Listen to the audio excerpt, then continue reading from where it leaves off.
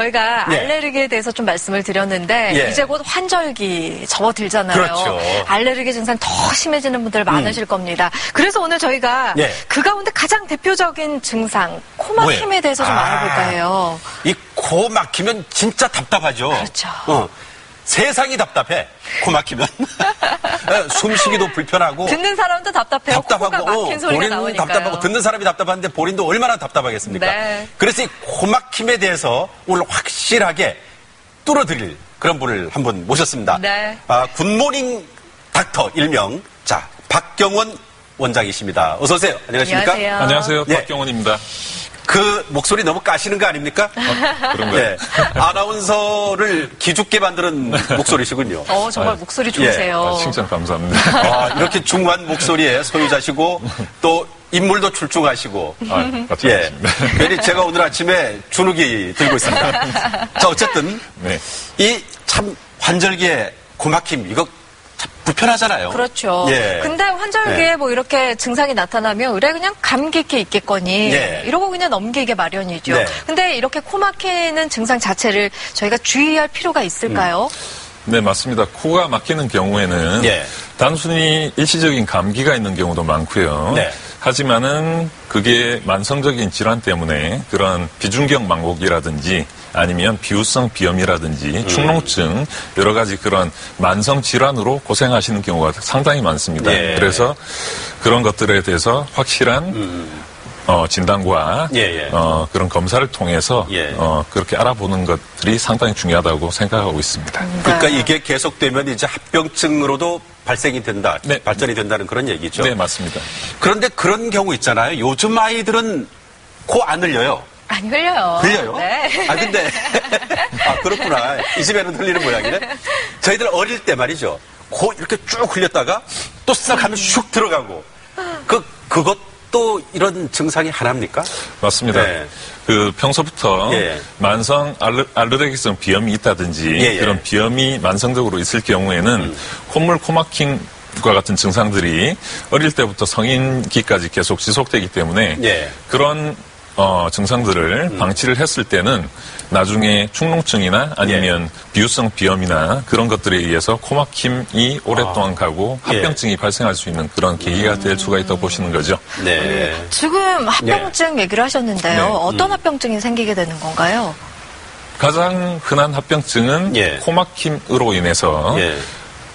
안쪽에서 분비물과 공기가 배출이 잘 되지 않기 때문에 네. 축농증이 생기는 것들이 가장 심한 합병증이고요. 예. 그리고 비후성 비염 때문에 코가 계속 막혀서 구강호흡을 한다든지 그리고 어린이들 같은 경우는 예. 구강호흡 때문에 이런 학습장애 그리고 성장장애 그러한 합병증들이 많이 발생을 할 수가 있죠. 진짜 그런 것 같아요. 코 막히면 공부 잘 안 돼요. 그리고 공부 잘 안 되고 네. 머리도 아프지 않습니까? 맞습니다. 예, 제가 다 겪어봤어요. 하여튼 머리 아프고 공부 잘 안 되고 숨도 잘 못 쉬고 그러니까 네. 잠을 잘 못 자죠. 그러니까 그렇겠네요. 전체적으로 문제가 있는 거야. 이 코 하나 때문에. 네. 우리가 살아가는데 참 여러 가지로 불편한데 말이죠. 이렇게 우리 주변에도 보면 왜 이렇게 입으로 숨 쉬는 분들이 있어요. 맞아요. 잠잘 때 네. 아이가 코로 안 쉬고 예. 입으로 이렇게 들이마시면서 쉬는 경우도 본 적 있어요. 이런 것도 이제 고막힘 때문에 그런 거죠. 예, 좋은 말씀입니다. 코막힘이 만성적으로 있으신 분들은 대체로 입을 통해서 숨을 쉬게 되죠. 네. 그래서 성장기에 있는 그런 학생들은 아간면 발달 장애, 그리고 코골이, 예. 두통 등의 여러 가지 합병증이 발생을 해서 예. 일상생활이 상당히 괴로운 그런 상태로 빠지게 될 수가 있습니다. 네. 삶이 피곤하겠군요. 그러네요. 맞습니다. 피곤하죠, 진짜. 예. 그러면요, 실제 환자분의 사례를 좀 보고요. 병원에서는 어떤 시술을 받게 되는지 화면으로 본 이후에 계속 말씀 나눠보겠습니다.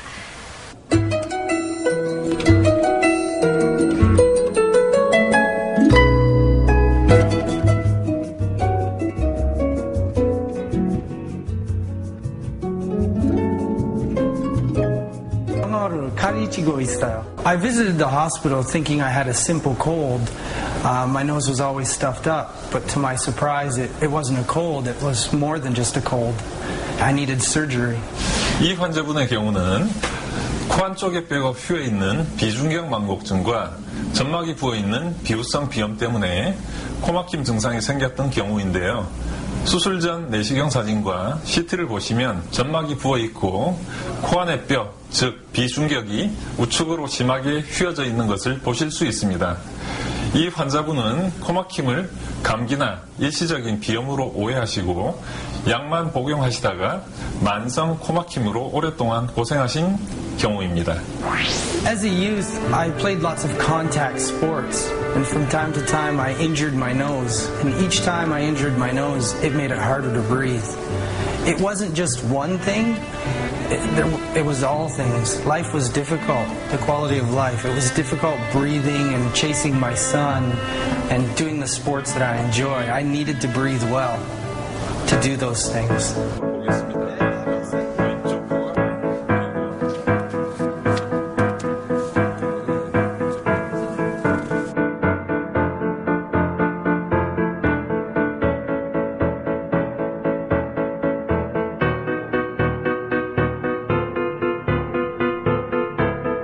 비중격 망곡증의 경우는 내시경을 이용해서 흉터 없이 휘어져 있는 뼈 부위를 교정하여 코막힘을 해결할 수가 있습니다. 그리고 비후성 비염 역시 내시경 및 고주파 기계를 이용한 수술로 간단히 치료가 가능합니다. 코막힘이 오랫동안 심한 경우 합병증으로 축농증이 생기게 되는데요. 축농증이 있는 경우 정상적으로는 검게 보이는 빈 공간이 염증으로 채워져서 하얗게 보이게 됩니다. 축농증 수술은 내시경을 이용해서 축농증이 발생한 부분의 입구를 넓혀 염증 부위를 제거하고 공기를 잘 통하게 길을 열어 치료하게 되겠습니다. 코막힘 치료는 어렵지 않은 데 비해서 환자들이 진단을 늦게 받는 게 문제입니다. 각각의 올바른 치료를 받으시면 되는데도 불구하고 만성 질환으로 병을 키우는 분들이 많습니다. 코막힘 증상을 쉽게 생각하지 마시고 빨리 진단받고 치료하시길 권해드립니다. The recovery time was short. I noticed a dramatic improvement right away. Weeks later, I was able to do the things I enjoy, playing with my son, cycling, doing the sports that I love, without any discomfort or issues. 저 외국인 환자분이네, 그죠? 네. 저분도 이제 코막힘 때문에 치료를 받으신 거죠? 맞습니다. 저 네. 환자분 같은 경우는 수십 년 동안 코막힘과 구강호흡으로 고생을 하셔서 저희 병원을 방문하신 환자분이신데요. 저희 병원에 왔을 때 내시경과 CT를 찍었을 때 코뼈가 오른쪽으로 심하게 휘어 있는 그런 증상을 관찰할 수가 있었고요. 그리고 항상 입으로 숨 쉬는 것 때문에 여러 가지 생활적인 면에서 상당히 불편감을 많이 느꼈습니다. 그래서 저희 병원에서 CT를 찍고 내시경 검사를 했을 때 코뼈가 심각하게 휘어 있는 걸 확인하고 환자분과 동의하에 수술 날짜를 정해서 비중격 망곡증에 대한 비중격 교정술과 그리고 비후성 비염에 대한 그런 비후성 비염 수술을 한 후에 정말 삶의 질이 정말로 좋아졌던 그런 환자분이십니다. 이 환자분 같은 경우는 수술 끝나고 일주일 후에 마라톤 대회까지 참여한 태어나서 처음으로 마라톤 대회를 참여하신 그런 분이십니다. 그러시군요. 네네. 용어가 조금 어렵긴 해요. 이게 비중격 만곡증, 비후염 이렇게 얘기를 하셨는데 이게 일반적으로 코막힘과 연결되는 대표적인 질환인 거죠? 맞습니다. 가장 흔한 코막힘의 그런 질환이 비중격 망곡증과 그리고 비후성 비염이 있고요. 또 혹은 코 안쪽 깊숙이 물혹 같은 것들도 발생을 해서 코 공기 지나가는 길을 막아서 입으로 숨을 쉬도록 그렇게 악영향을 끼친 경우가 많습니다. 그 비중격 만곡증, 그러니까 코뼈가 휘었다는 얘기가 되는 거죠. 맞습니다. 그럼 이제 이게 코뼈를 수술을 한다고 하면 저희들이 생각하기에 이게 뭐 간단한 건 아닐 것 같아요. 이게 그렇다면 뭐 입원도 해야 되고 그렇게 되는 겁니까? 맞습니다. 당일 입원, 당일 퇴원으로 시술이 가능하고요. 저희 병원에서 비중격 망곡 같은 경우는 수술 시간은 약 30분 정도 소요되고요. 그리고 비후성 비염 같은 경우는 고주파를 이용해서 약 15분 정도 무통 무출혈로 국소 마취로 진행하게 되겠습니다. 네. 근데 저는 좀 궁금한 게 성형외과에서 일반적으로 코 수술을 할 때 회복이 완전히 되기까지 한 달 정도를 잡으시는데 여기는 당일 수술에 당일 퇴원이네요. 네, 그 성형 수술과 차이점은 성형 수술은 바깥쪽에서 절개가 들어가고요. 그리고 절골을 통해서 뼈의 모양을 이렇게 바꿔주는 그런 수술이 좀 크다고 보시면 되죠. 그래서 절골이나 아니면은 바깥쪽에 이렇게 절개가 들어가게 되면은 붓고 멍들고 그렇죠. 그런 것들 때문에 일상적인 사회생활이 좀 불편한 게 수주에서 한 달 정도는 간다고 보시면 되죠. 하지만은 비중격 만곡 수술이나 아니면 비후성 비염 수술 같은 경우는 내시경을 통해서 바깥쪽에 절개 없이 콧구멍을 통해서 안쪽에 고주파로 살을 줄여주고 그리고 내시경을 통해서 휘에 있는 뼈라든지 아니면은 연골을 제거를 해서 코를 넓혀주는 수술이기 때문에 바깥쪽에 흉터가 있거나 아니면은 코 바깥쪽이 붓거나 하는 경우는 없다고 보시면 됩니다. 그래서 수술 후에 사회생활의 복귀가 상당히 빠르다는 장점이 있습니다.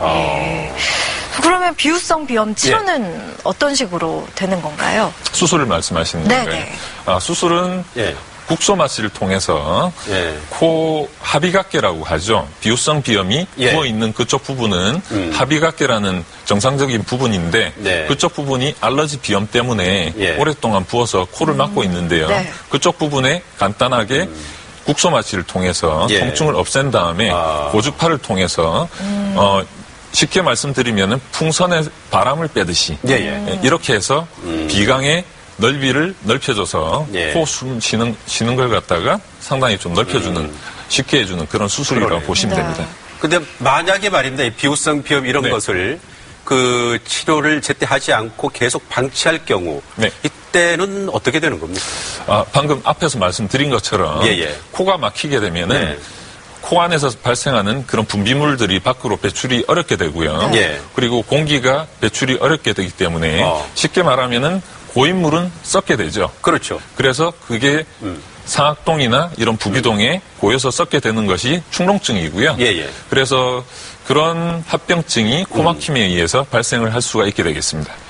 그럼 뭐 이게 고름이 생기고 썩는다는 얘기가 그러면은 이 바깥쪽까지 뭔가 영향이 나타난다는 그런 말씀이신 건가요? 맞습니다. 급성 축농증이나 만성 축농증이 심했을 때는 흔히 나타날 수 있는 그런 증상은 두통, 치통, 그리고 안구통, 심하게는 합병증으로 머리까지 이런 염증이 퍼지는 그런 합병증까지 아주 극단적인 경우긴 하지만은 그런 경우도 있다고 보시면 됩니다. 사실 좀 듣고 나니까 겁이 나는데 말이죠. 정말 아무렇지도 않게 넘긴 게 축농증이었거든요. 맞습니다. 축농증도 그 만성 축농증이 있고 급성 축농증이 있지 않습니까? 맞습니다. 이건 치료를 어떻게 해요? 급성 축농증 같은 경우는요. 감기에 동반된 합병증으로 보시면 되고요. 만약에 2주에서 4주 정도 약을 충분히 잘 드시면서 병원에서 치료를 잘 받으시면은 만성 축농증으로 이행하는 경우가 드물고요. 하지만 급성 축농증이 제대로 치료가 안 되거나 방치를 하게 된다고 하면은 안쪽에 물혹이 생긴다든지 축농증, 농이 가득 차서 그런 앞에 말씀드린 여러 가지 합병증이 발생을 하면서 치료가 더 힘들고 시간이 걸리면서 수술까지 필요한 경우가 발생하게 되죠. 축농증도 수술을 하게 된다는 얘기군요. 맞습니다. 그 수술은 이것도 마찬가지로 코 안으로 해서 그렇게 되는 건가요? 맞습니다. 내시경을 통해서 코 안쪽에 분비물과 공기가 잘 빠져나올 수 있도록 길을 열어주고요. 안쪽에 있는 농이라든지 그런 염증들을 다 걷어내서 깨끗하게 만들어줘서 코를 숨을 잘 쉴 수 있도록 도모를 하고요. 그리고 이런 누런 코 같은 것들이 목 뒤로 넘어간다든지 아니면은 코가 답답하게 막힌다든지 아니면 두통이나 안면통, 치통 이런 것들이 발생하는 걸 갖다가 그렇게 해결을 할 수가 있게 되겠습니다. 이게 재발은 안 되나요? 만성 축농증 같은 경우에? 재발 같은 경우는 가장 중요한 것이 환경적인 요인이 있습니다. 그래서 담배를 많이 하시거나 아니면은 알러지 비염이 심하신 환자분들 같은 경우에는 그런 환경적인 면에서 예. 진먼지 진드기나 아니면 꽃가루나 그런 예. 것들을 최소화해서 그런 재발을 막을 수 있고요. 예. 그리고 수술 후에 생리식염수를 통해서 세척을 하고 예. 그리고 스프레이를 정기적으로 뿌리고 정 안 좋을 때는 약물을 복용하면서 예. 전문의와 여러 상담을 하면서 치료를 하시면은 예. 재발 없이 아주 오랫동안 편하게 사실 수가 있습니다. 예. 사실 지금도 방송 보시는 분들 가운데서도 이 호흡을 입으로 네. 하면서 불편해하는 분들이 많이 계실 텐데 아무튼 이게 간단하게 생각할 문제가 아니네요. 그렇네요. 예, 합병증까지 진행이 되기 때문에. 자, 그럼 끝으로 우리 이제 환자들을 위해서 뭐 하실 말씀이 있다면 예, 정리를 해 주시죠. 네. 코막힘이 계속 지속되면은 우선 어떤 질환인지 예. 파악을 하는 것이 상당히 중요하다고 예. 저는 생각합니다. 그래서 정확히 검사를 하고 진단을 하는 것이 중요하고요. 예, 예. 그리고 코는 한번 만성 질환으로 이행을 하게 되면은 치료가 상당히 어려워집니다. 그래서 답답한 코막힘을 빠르게 조치를 취하셔서 만성 질환을 만들지 마시고 네. 건강하게 호흡하면서 생활하시길 바라겠습니다. 예, 그래요. 예, 오늘 정말 답답한 이 코막힘에 대해서 한번 자세하게 알아봤습니다. 오늘 좋은 말씀 정말 감사합니다. 예, 말씀 잘 들었습니다. 감사합니다. 사실 우리가 이 호흡한다는 거, 숨 쉰다는 게 숨을 쉬기 때문에 살아있는 거 아닙니까? 그렇죠. 그런데 이 호흡을 진짜 편하게 해야 되는데 네. 이 호흡을 편하게 못하면 삶의 질도 떨어질 뿐더러 또 다른 그 합병증까지 유발된다는 거 이게 사실 쉽게 생각할 문제가 아니고 가볍게 생각할 그러니까요. 문제가 절대 아니다. 네. 그걸 오늘 아침에 느꼈습니다. 네. 관리 잘해야 되겠습니다. 코 말이죠. 코. 그렇습니다. 예.